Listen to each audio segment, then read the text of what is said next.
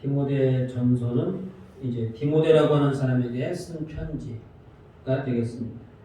그래서 지금 디모데는 에베소에서 지금 담임 사역자가 되어서 목회하고 있는 상황인데요.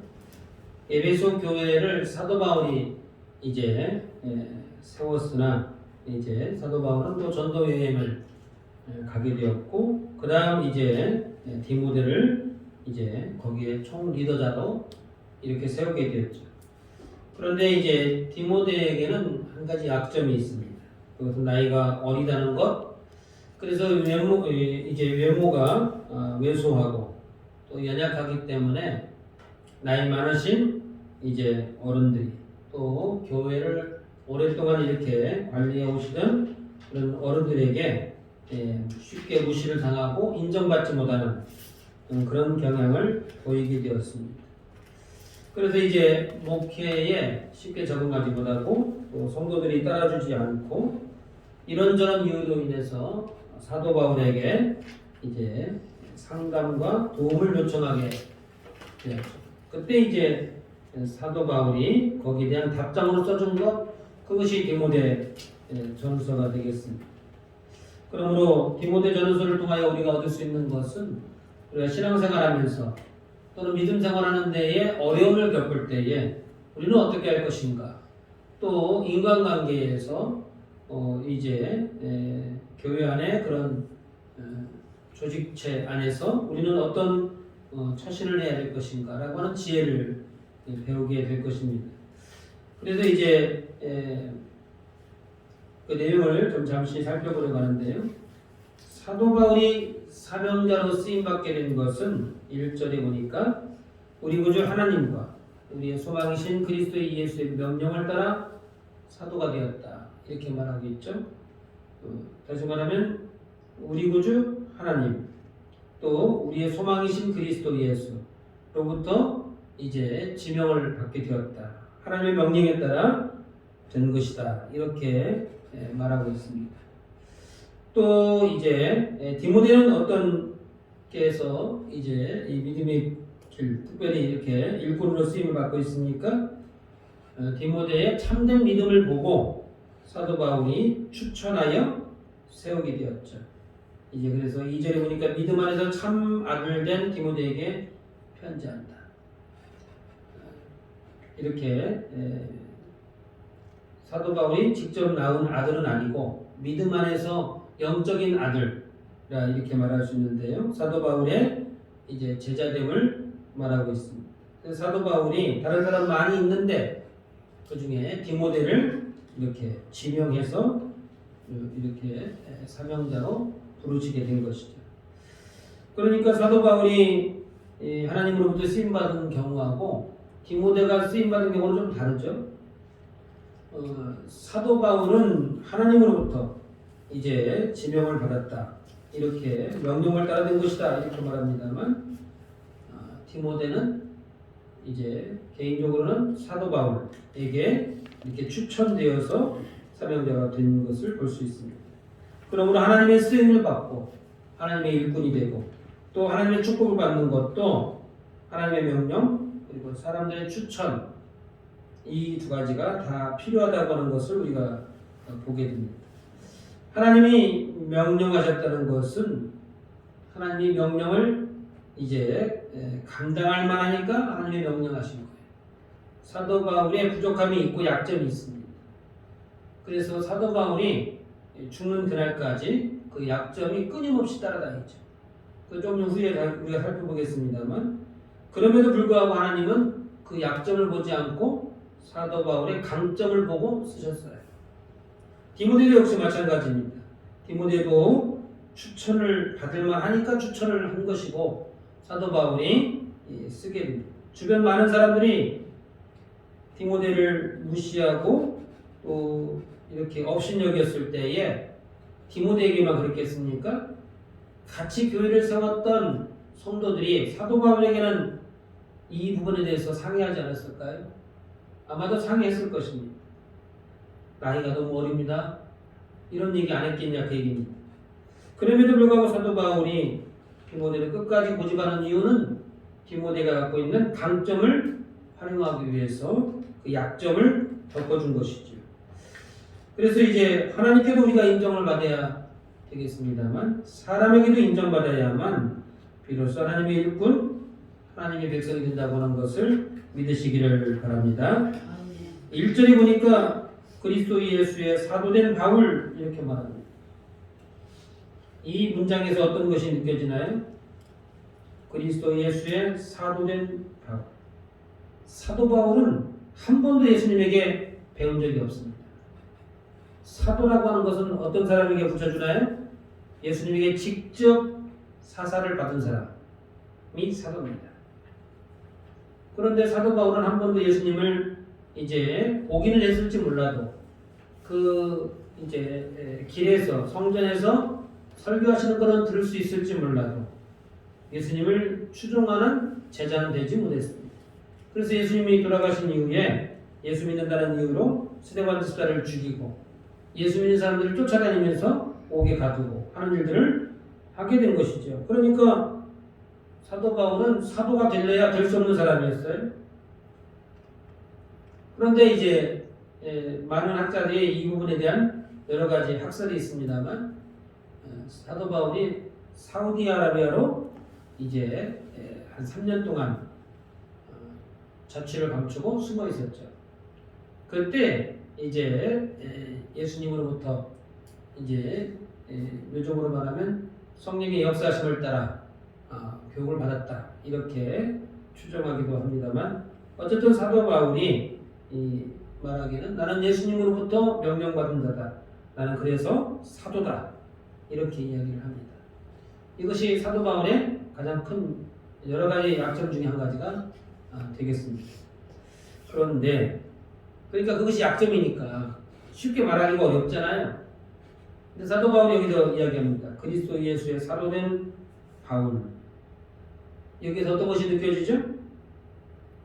자신이 예수님의 사도된 것에 대한 당당함이 있죠. 자부심이 느껴지고 긍지가 느껴집니다. 누가 뭐라고 해도 사도 바울이 썼던 모든 서신의 서두에는 거기다 이 문구가 들어갑니다. 그리스도 예수의 사도된 나 바울은 자기 자신은 누가 뭐라고 해도 다른 사람이 인정해주거나 말거나 나는 예수님의 사도다 라고 하는 긍지와 자부심 그리고 당당함 이런 것들이 여기에 묻어있는 것을 보게 됩니다. 저와 여러분들도 하나님의 백성으로서 예수님의 제자가 되었다고 하는 그것에 자부심을 가지시기를 주님의 이름으로 축원합니다. 저와 여러분들이 예수를 믿고 난 뒤에는 그러므로 하나님의 백성, 하나님의 자녀가 되었다고 하는 자부심이 있어야 됩니다. 자부심. 거기에 대한 긍지, 내가 하나님의 일꾼으로서, 성도로서, 또는 직분을 받은 자로서 거기에 대한 긍지, 보람, 거기에 대한 당당함 이런 것들이 있어야 되는 것이죠. 그럴 때에 예수님의 제자로서 손색이 없고 교회를 세우는 일꾼으로서 이제 부족함이 없는 것입니다. 그런데 이런 자부심과 긍지는 언제 생길까요?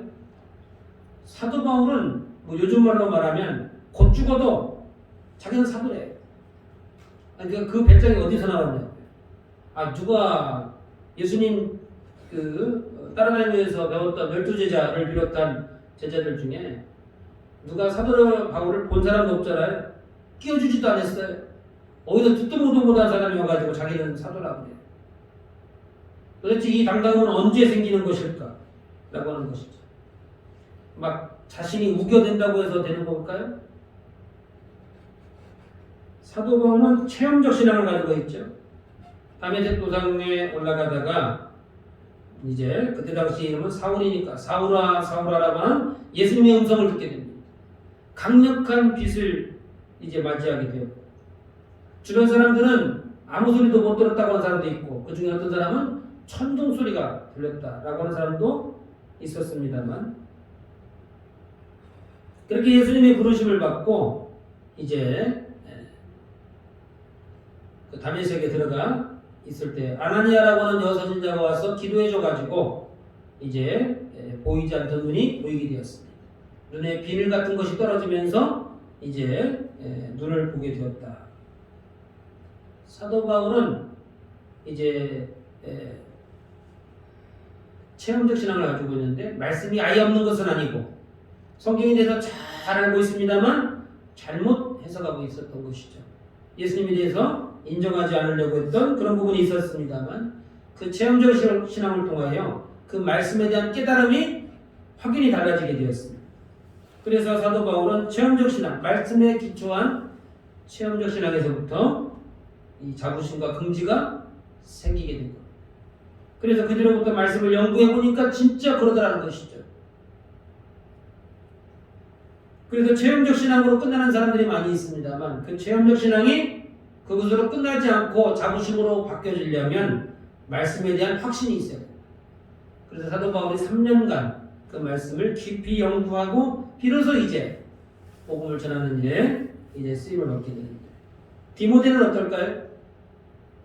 디모데는 이제 성경 말씀에 응통한 자라고 사도 바울이 인정해줬던 사람입니다. 어머니와 할머니의 신앙을 물려받았던 그래서 참된 이제 신앙, 여기에서 믿음 안에서 참 아들된 디모데라고 칭찬하고 있습니다. 그러니까 디모데도 역시 마찬가지로 부모에게 물려받은 그 신앙에 기초하여 말씀의 확신을 가지고 있었던 이제 특징이 있습니다. 어쨌거나 바울과 디모데의 공통점을 놓고 본다면 확신이 있었다는 것이죠. 확신. 이것이 없다면 우리의 신앙은 어떻게 돼요? 겉돌게 됩니다. 다니긴 다니는데 자신감이 없죠. 이랬다 저랬다 합니다. 왔다 갔다 하게 되는 거예요. 세상과 교회를 어떨 때는 믿음이 있는 것 같고 어떨 때는 믿음이 없는 것 같고 예수 믿는 것도 아니고 안 믿는 것도 아니고 그러면 교회 다니지 마라 그러면 또 열심히 다니고 그 왜 그러냐면 말씀에 대한 확신이 없기 때문에 말씀에 대한 확신. 그러면 우리 신앙이 자꾸 겉돌게 됩니다. 그러므로 우리가 하나님의 일꾼으로 세워지기 전에 반드시 해야 할 일이 있는데 그것은 무엇인가요? 하나님에 대한 확신이 있어야 돼요. 하나님에 대한 확신이 어디서부터 오는 겁니까? 말씀에서 오는 거예요. 물론 기도를 통해서도 확신을 가질 수 있습니다만 그것은 이제 말씀은 이성적이라면 기도는 감성적입니다. 감성의 특징이 뭐냐면 그 열기가 식어지면 그 믿음도 사그라듭니다. 그러니까 이렇게 일정하지 않죠. 들쑥날쑥합니다. 기도에 이제 은혜가 있다. 뭐 방언도 하고 예언도 하고 하는 사람들 특징을 가만히 놓고 보면 어때요? 들쑥날쑥합니다. 어떤 때 보면 믿음이 있어서 하나님 믿는 사람 같고 어떨 때는 세상 하나님 안 믿는 사람보다 더 할 때도 있고 그런 특징이 있죠. 그러나 말씀에 은혜가 있고 말씀에 대한 확신이 있는 사람은 이성적으로 하나님으로 이제 받았기 때문에 이제 그 신앙의 온도가 일정하다고 하는 것을 볼 수 있습니다. 어쨌든 기도를 통한 영적인 체험이든지 말씀을 통한 말씀에 대한 확신이든지 아니면 예배를 통한 감격과 또 은혜이든지 이와 같은 것들이 있어야 된다는 것이죠. 어떤 사람이 기도를 통하여 어떤 사람은 말씀을 통하여 다 갖추면 좋겠지만 그 중에 한 가지라도 있어야 자기 신앙에 대한 확신을 가지고 또 이렇게 봉사할 수 있다라고 하는 것. 그러므로 저와 여러분들에게도 이와 같은 은혜가 충만하여 하나님 앞에 귀하게 쓰임받기를 주님의 이름으로 축원합니다. 한 가지를 더 보려고 하는 것은 사도 바울에게는 사도로서의 약점이 없었을까요? 사도로서의 약점이 무엇입니까? 물론 조금 전에 보았던 예수님에게 직접 교육받지 않은 12제자, 12사도 중에는 포함될 수 없다 라고 하는 이제 견해가 있는데 그런 약점이 있죠. 그래서 사도 바울은 어느 이제 서신서든지 자신은 사도다. 이 사도성을 굉장히 강조하게 됩니다만 그것도 약점이 됩니다만 사도 바울에게서 더 큰 약점이 있다면 그건 스데반 집사를 죽이는 일에 앞장섰다는 것. 그때는 사도 바울이 올 때에 스데반 집사는 돌로 맞아도 싸 이렇게 생각했죠. 그런데 예수님 만나놓고 보니까 어때요? 자신이 무고한 사람을 죽였다는 것을 알죠. 믿음에 열심히 있는 사람, 예수님에 대한 확신으로 가득 찬 사람을 죽여버린 거예요.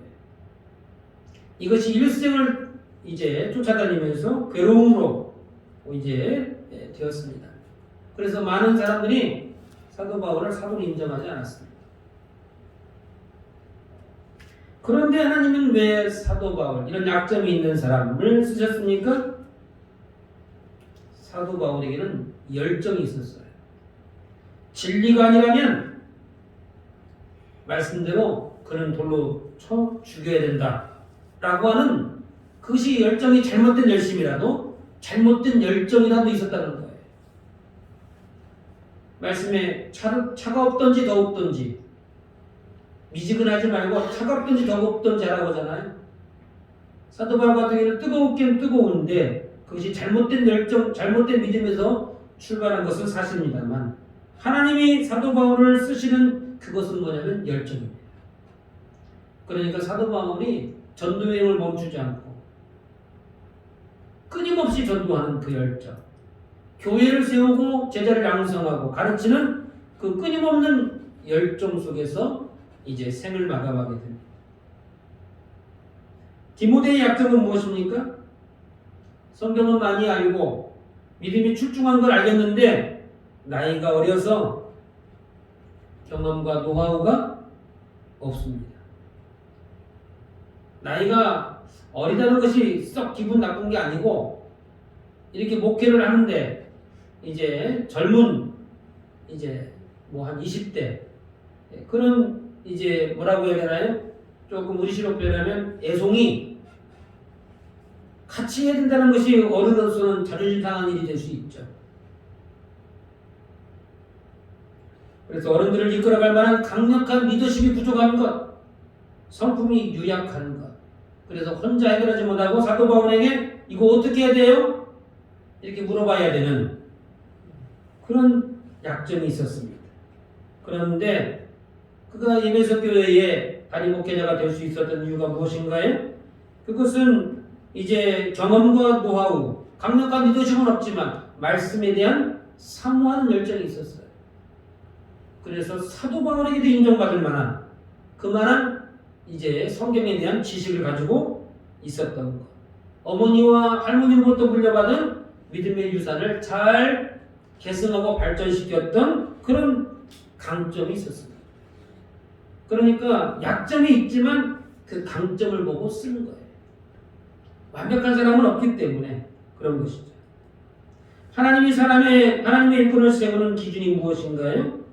그것은 그 중심을 보시고 쓰십니다. 외모를 보고 판단하지 않고 그 사람의 중심을 보고 약점이 있어서 분리하고 또 이제 그것으로 인해서 이제 주변 사람들이 시험에 들고 낙심할 수는 있습니다만, 그러나 오직 그 사람의 중심을 보고 하나님이 쓰신다라고 하는 것이죠. 그러므로 저와 여러분들에게도 하나님이 쓰실 만한 그런 강점들이 있기를, 그래서 열정이 있고 참된 믿음이 있고 또 그 이상의 무엇이 있어서 하나님의 귀한 쓰임을 받을 수 있기를 주님의 이름으로 축원합니다. 그러므로 저와 여러분들은 사람들을 보고 판단하는 기준이 그러면 무엇인지 물어봐야 되겠죠. 저와 여러분들은 사람을 보는 판단 기준이 무엇인가요? 사람의 외모, 그 사람의 똑똑함, 돈이 많은 것, 말 잘하는 것, 혹은 일을 잘하는 것, 무엇이 기준이 되십니까? 말씀 안에서는 이와 같은 것들이 우리의 기준이 될 수 없습니다. 왜냐하면 하나님도 사람의 외모를 보지 않았고 사도 바울도 그 사람의 이제 스펙을 보지 않았기 때문에 그런 것이죠. 오직 하나님을 향한 열정과 참된 믿음, 그것을 기준 삼았다라고 하는 것입니다. 그러므로 우리의 기준이 달라져야 하는 것입니다. 사도 바울이 사도 되었을 때에 많은 사람들이 두려워했어요. 저것이 이제 바울이 깊숙이 들어와가지고 예수 믿는 사람 잡아가려고 이제 위장 전술을 핀 거다. 그러니까 사도 바울을 믿어주면 안 된다. 그런 이제 소문들이 있었죠. 12사도들도 사도 바울을 사도로 인정해주지 않습니다. 디모데도 역시 마찬가지로 주변으로부터 없인 여김을 받고 사람들로부터 인정받지 못하는 그런 리더십이었죠. 그러나 하나님은 그 중심을 보셨기 때문에 우리가 사람의 중심을 보고 겉모습만 보고 판단한다고 하는 것은 매우 위험한 것이다 라고 하는 것을 보게 됩니다. 그러므로 우리의 외모, 그럼에도 불구하고 중요한 것입니다. 우리의 이제 스펙, 그것을 쌓는 것도 굉장히 중요한 것이죠. 그러나 그것보다 더 중요한 것이 있다면 그것은 우리의 내면입니다. 우리의 신앙, 우리의 속사람이 어떤 사람인가, 그것이 하나님 눈에는 어떻게 보여질까? 사람들은 나를 무엇이라고 평가하나 그것이 우리에게 중요한 관심사가 되어야 하는 것이죠. 그러므로 우리의 중심이 십자가를 향하고 우리의 마음을 거룩하게 가꾸는 것은 매우 중요한 것이다 라고 하는 것을 보게 됩니다. 그러므로 저와 여러분들의 중심에도 하나님을 향한 열정과 참된 믿음을 소유하셔서 하나님께도 인정받고 사람들에게도 인정받으셔서 하나님의 백성이 되고 충성된 일꾼이 되시기를 주님의 이름으로 축원합니다. 여러분 같이 기도하십니다. 각자 해주신 말씀을 가지고 기도할 때에 우리의